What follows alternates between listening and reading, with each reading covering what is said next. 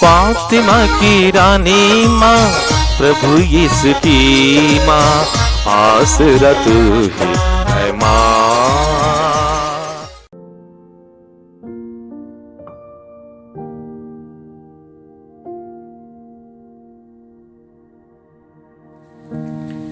पहला पाठ नबी योएल का ग्रंथ, अध्याय 4, पद संख्याएं 12 से 21 तक।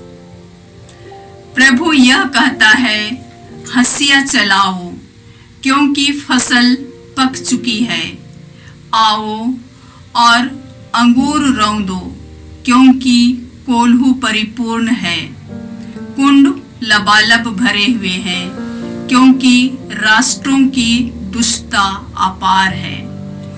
विचार की घाटी में लोगों की भारी भीड़ लग रही है, क्योंकि विचार की घाटी में प्रभु का दिन निकट आ गया है।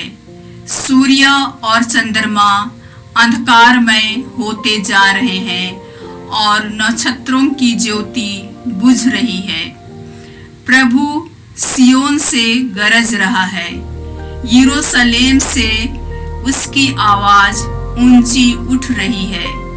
स्वर्ग और पृथ्वी कांप रहे हैं, किंतु प्रभु अपनी प्रजा के लिए आश्रय सिद्ध होगा, इस्राएलियों के लिए सुदृढ़ गढ़ होगा।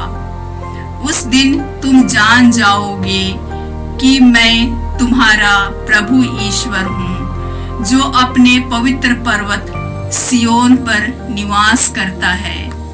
यरूशलेम पवित्र होगा और विदेशी उससे फिर पार नहीं करेंगे। उस दिन पर्वतों से अंगूरी टपकेगी, पहाड़ियों से मधु की धाराएं फूट निकलेंगी और यहूदियों की सब नदियों में भरपूर पानी होगा, क्योंकि प्रभु के मंदिर में से एक जल स्रोत बह निकलेगा, जो बाबुल की घाटी को सींचेगा। मिस्र उसर हो जाएगा और यदोम मरुभूमि, क्योंकि उन्होंने युदा के पुत्रों के साथ अत्याचार किया और अपने देश में उनका निर्दोष रक्त बहाया।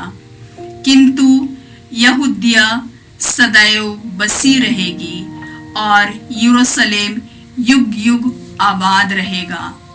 मैं उसके रक्त का बदला लूंगा, वह अदंडित नहीं रहेगा, क्योंकि प्रभु सियोन में निवास करता रहेगा। यह प्रभु की वाणी है। ईश्वर को धन्यवाद। भजन अनुवाक्य। हे धर्मियों, प्रभु में आनंद मनाओ। हे धर्मियों, प्रभु में आनंद मनाओ। प्रभु राज्य करता है, पृथ्वी प्रफुल्लित हो जाए। असंख्य द्वीप आनंद मनाए।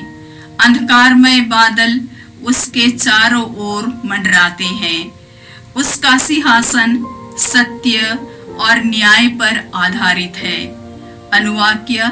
हे धर्मियों, प्रभु में आनंद मनाओ। हे धर्मियों, प्रभु में आनंद मनाओ। पृथ्वी के अधिपति के आगमन पर पर्वत मोम की तरह पिघलते हैं। आकाश प्रभु का न्याय घोषित करता है। सभी राष्ट्र उसकी महिमा देखते हैं। अनुवाक्य। हे धर्मियों, प्रभु में आनंद मनाओ। हे धर्मियों, प्रभु में आनंद मनाओ। धर्मी और निष्कपट लोगों के लिए ज्योति और आनंद का उदय हुआ है। हे धर्मियों, प्रभु में आनंद मनाओ और उसके पवित्र नाम की स्तुति करो। अनुवाक्य। हे धर्मियों, प्रभु में आनंद मनाओ। हे धर्मियों, प्रभु में आनंद मनाओ। जय घोष। हालेलुया। धन्य है वे जो ईश्वर का वचन सुनते और उसका पालन करते हैं। हालेलुया। प्रभु आप लोगों के साथ हो और आपकी आत्मा के साथ। संत लूकस के अनुसार पवित्र सुसमाचार। हे प्रभु तेरी महिमा हो। अध्याय 11 पद संख्याएं 27 से 28 तक। यीशु लोगों को उपदेश दे ही रहे थे कि भीड़ में से कोई स्त्री उन्हें संबोधित करते हुए ऊंचे स्वर से बोल उठी, धन्य है वह गर्भ जिसने आपको धारण किया है, और धन्य है वे स्तन जिनका आपने पान किया है। परंतु यीशु ने कहा, ठीक है, किंतु वे कहीं अधिक धन्य है जो ईश्वर का वचन सुनते और उसका पालन करते हैं। प्रभु का सुसमाचार। हे क्रिस्त तेरी स्तुति हो। जय यीशु क्रिस्त में प्रिय भाई और बहनों, आज का पहला पाठ नबी योएल के ग्रंथ से है। इस पाठ में हम लोगों ने सुना, नबी ने कहा, विचार की घाटी में प्रभु का दिन निकट आ गया है। और इसके पहले अध्याय 3 में नबी का कहना था, प्रभु के महान तथा भयंकर दिन के आगमन के पहले सूर्य अंधकारमय और चंद्रमा रक्तमय हो जाएगा। जो प्रभु के नाम की दुहाई देंगे वे बच जाएंगे। तो नबी का कहना है प्रभु का दिन है। बाइबल की शुरुआत से अंत तक यहाँ वहाँ हम लोग इस शब्द का प्रयोग पाएंगे, प्रभु का दिन। क्या है प्रभु का दिन? इस नबी के अनुसार एक तरफ बहुत समस्याएं हैं, पाप हैं, संकट है। आज के पाठ की शुरुआत में नबी ने इसके बारे में बताया। अंतिम में कहते हैं, उस दिन पर्वतों से अंगूरी टपकेगी, पहाड़ियों से मधु की धाराएं फूट निकलेंगी, और यहूदियों की सब नदियों में भरपूर पानी होगा, क्योंकि प्रभु के मंदिर में से एक जल स्रोत बह निकलेगा जो बाबुल की घाटी को सींचेगा। और इसी तरह कहकर अंतिम में उनका कहना है, यहूदिया सदैव बसी रहेगी और यरूशलेम युग युग आबाद रहेगा। प्रभु सियोन में निवास करता रहेगा।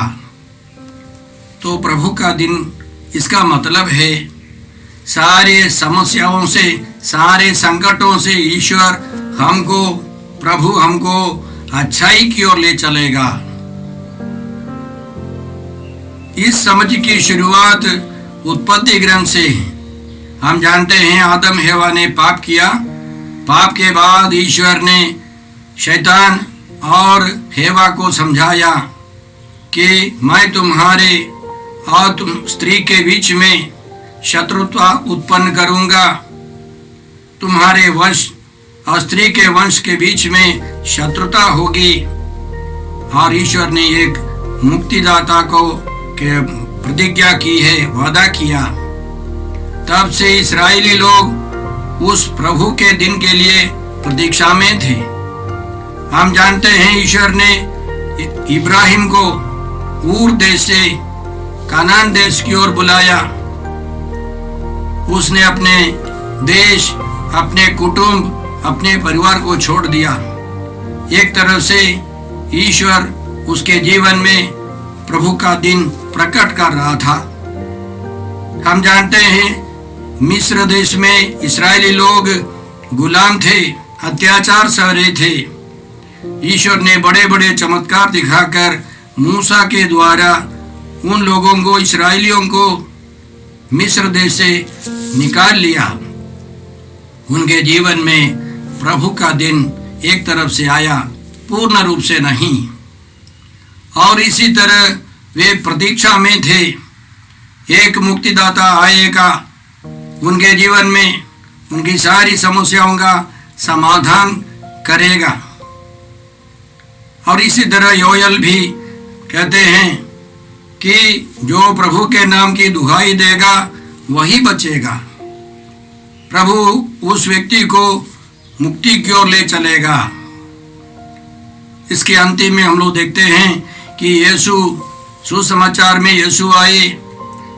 संत मत्ती, मरकुस, लूकास और यूहन्ना के सुसमाचार में इस शब्द का प्रयोग नहीं है, लेकिन संत पेतरुस कहते हैं, योएल नबी के ग्रंथ को कोट करके उद्धरणी लेकर कहते हैं कि प्रभु का दिन। और उसी तरह आगे बढ़ते ही हम लोग प्रकाशना ग्रंथ में पढ़ते हैं, प्रभु का दिन आएगा। पहले उन लोगों ने सोचा, जो पुराने व्यवस्थान के लोग सोच रहे थे कि ईश्वर दंड कर देने वाला है, ईश्वर केवल इस्राएलियों को बचाने वाला है। लेकिन प्रभु यीशु आए हैं सबों की मुक्ति के लिए, सबों को बचाने के लिए। ईश्वर तलवार उठाता नहीं है। यह हम लोग प्रकाशना ग्रंथ अध्याय 19 संख्या 11 से हम लोग इस प्रकार पढ़ते हैं। तब मैंने देखा कि स्वर्ग खुला है, एक सफेद घोड़ा दिखाई पड़ा और उस पर जो सवार है वह विश्वसनीय और सच्चा कहलाता है। वह न्याय के अनुसार विचार और युद्ध करता है। उसकी आंखें अग्नि की तरह धधकती हैं और उसके सिर पर बहुत से मुकुट हैं। उसके शरीर पर एक नाम अंकित है जिसे उसके अतिरिक्त और कोई नहीं जानता। वह रक्त में डुबाया हुआ वस्त्र पहने हैं और उसका नाम है ईश्वर का शब्द। स्वर्ग की सेनाएं सफेद एवं स्वच्छ मलमल पहने और सफेद घोड़ों पर सवार होकर उसके पीछे पीछे चलती हैं। राष्ट्रों को मारने के लिए उसके मुख से एक तेज तलवार निकल रही है। वह लोह दंड से उन पर शासन करेगा और सर्वशक्तिमान ईश्वर की कोप रूपी अंगूरी का कुंड रौंदेगा। उसके वस्त्र और उसकी जांघ पर यह नाम अंकित है, राजाओं का राजा और प्रभुओं का प्रभु। तो इस दुनिया के अंत में प्रभु यीशु आएंगे सफेद घोड़े पर और उनके मुख में एक तेज तलवार है। तलवार अक्सर हम लोग हाथ में पकड़ते हैं। यह ईश्वर का वचन है, क्योंकि यीशु ईश्वर का वचन। संत यूहन्ना हमको समझाते हैं, शब्द ने शरीर धारण कर हमारे बीच निवास किया। ईश्वर का आदि अनंत शब्द यीशु मसीह मनुष्य बनकर आए और उनके मुख से ईश्वर का वचन निकलता है। वह जमाना समाप्त हो जाए जहां लोग तलवार लेकर लड़ते हैं। अब यीशु के मुख से तेज तलवार ईश्वर का वचन निकलता है और वे न्याय पूर्वक शासन करेंगे, न्याय पूर्वक युद्ध लड़ेंगे। उनका युद्ध तलवार से नहीं वचन से है। वे राजाओं के राजा, प्रभुओं के प्रभु हैं। वे हमको बचाने के लिए बहुत दुख उठाकर, पवित्र लहू बहाकर पुनर्जीवित हो गए हैं। वे हमको स्वर्ग ले जाने के लिए आएंगे। आगे हम पढ़ते हैं, एक नया आकाश, एक नई पृथ्वी होगी। और इस बाइबल के अंत में हम लोग इस प्रकार पढ़ते हैं, वही यीशु फिर आएंगे, हमको स्वर्ग ले चलेंगे। देखो, मैं शीघ्र ही आऊंगा, मेरा पुरस्कार मेरे पास है और मैं प्रत्येक मनुष्य को उसके कर्मों का प्रतिफल दूंगा। मैं अल्फा और ओमेगा हूँ, प्रथम और अंतिम, आदि और अंत। धन्य है वे जो अपने वस्त्र धोते हैं, वे जीवन वृक्ष के अधिकारी होंगे और फाटकों से होकर नगर में प्रवेश करेंगे। अंतिम में उनका कहना है, मैं अवश्य शीघ्र ही आऊंगा। और हमारा उत्तर है, आमीन, प्रभु ईसा आइए। तो प्रभु का दिन वह कार्य संपन्न करेगा जिसके लिए ईश्वर ने इस सृष्टि को बनाया था, मनुष्य को बनाया था, प्रभु यीशु को इस दुनिया में भेजा था। तो भाई और बहनों, एक तो है इस दुनिया के अंत में हम लोग प्रभु के दिन की प्रतीक्षा में है, लेकिन आज भी प्रभु का दिन हो सकता है।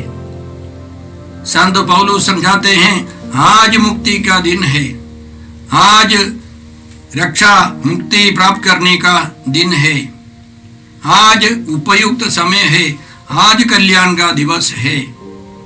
जो प्रभु यीशु को स्वीकार करना चाहता है वो दिल से बोले, आइए प्रभु ईसा मेरे दिल में आइए।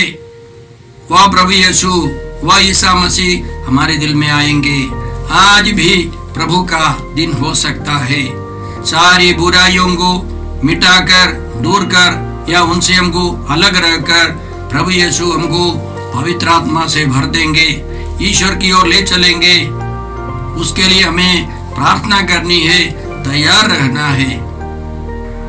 आज के सुसमाचार में हमने सुना कि यीशु उपदेश दे रहे थे। भीड़ में से एक महिला बहुत खुश होकर के घोषणा करती है, धन्य है वह गर्भ जिसने आपको धारण किया है, धन्य है वे स्तन जिनका आपने पान किया है। यीशु उस स्त्री की बात स्वीकार करते हैं और उन सुनने वाले सब लोगों को आगे ले चलना चाहते हैं। उनका कहना है, ठीक है वो सच है, लेकिन उससे भी एक सच्चाई है कि जो ईश्वर का वचन सुनते हैं और उसका पालन करते हैं वे और महान हैं और धन्य है। माता मरियम ने यही किया है। यीशु हम सबों को चुनौती दे रहे हैं कि हम सब माता मरियम के समान बने, ईश्वर का वचन सुने, उसमें विश्वास करें, उस पर अडिग रहकर उसके अनुसार काम करें।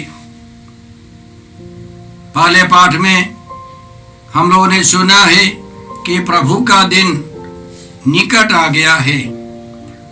अब प्रभु का दिन हमारे सामने है। वह प्रभु यीशु है और वह ईश्वर का अनंत वचन है। संत यूहन्ना ने हमको समझाया, शब्द ने शरीर धारण कर हमारे बीच निवास किया है। पिता ईश्वर का अनंत वचन यीशु मसीह सामने खड़े हैं। पुनर्जीवित यीशु हमारे सामने हैं। उनके मुख में एक तेज तलवार है, वचन है। उस वचन के अनुसार, यीशु की इच्छा के अनुसार जीवन बिताना है। पुराने व्यवस्था में हम लोग जो पढ़ते हैं वो केवल तैयारी है। अब यीशु सच्चाई पूर्ण रूप से प्रकट करते हैं। तो वचन, ईश्वर का वचन अनंत शक्ति देने वाली तलवार है। इसलिए हम लोग पढ़ते हैं इब्रानियों के नाम पत्र अध्याय 4 में पसंगिया 12 में, ईश्वर का वचन जीवंत है, जीवंत, सशक्त और किसी भी दुधारी तलवार से तेज है। उसमें जीवन है, वो शक्तिशाली है और वो महान कार्य कर सकता है। वह हमारी आत्मा के अंतरतम तक पहुंचता और हमारे मन के भावों तथा विचारों को प्रकट करता है। अंग्रेजी में लिखा है, हड्डियों को, संधियों को सब काट करके मज्जा तक पहुंच सकता है। ईश्वर का वचन वह दुधारी तलवार है, दोनों तरफ से काटेगी। बुराई को काट करके अलग कर देगी, अच्छाई को काट करके अलग कर देगी। ईश्वर का वचन दुधारी तलवार है और वह शक्तिशाली है, उसमें जीवन है। वह जीवन यीशु का जीवन है। इसीलिए यीशु हमको चुनौती देकर कहते हैं, यीशु की बात सुनने वालों सबों को कहते हैं कि जो मेरी बातें सुनकर उसका अनुसरण करने वाले महान धन्य है। धन्य का मतलब है खुश है, पवित्र है। अंग्रेजी में इसका अनुवाद होता है धन्य शब्द का खुश, दूसरा शब्द है पवित्र। खुश है वह मनुष्य जो प्रभु का वचन स्वीकार करता है। खुश है वह मनुष्य जो प्रभु का वचन पढ़कर याद करता है, अपने हृदय में रखता है। खुश है वह मनुष्य उस वचन के अनुसार जीता है, जीने का प्रयास करता है। उसके अलावा वह पवित्र है। वह पवित्र है जो ईश्वर का, प्रभु यीशु का वचन सुनता है और उसका पालन करता है। तो आज के दोनों पाठों को हम मिलाकर पढ़ेंगे तो हमको क्या शिक्षा मिलती है। हम देखते हैं कि एक तरफ बहुत सारी समस्याएं हैं हमारे देश में, देश विदेश में।